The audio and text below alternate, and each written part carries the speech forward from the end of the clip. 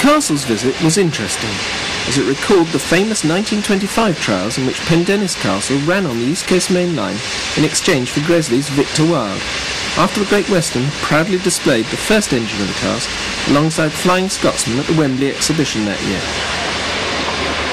They boasted that it was the most powerful locomotive in Great Britain, and so Gresley effectively challenged Collett to prove it.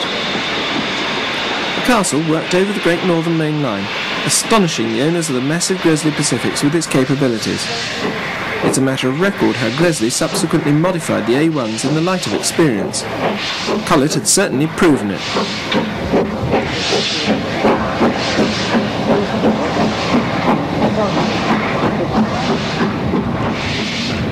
We next see Clun Castle as she leaves Peterborough to the north, at Warrington.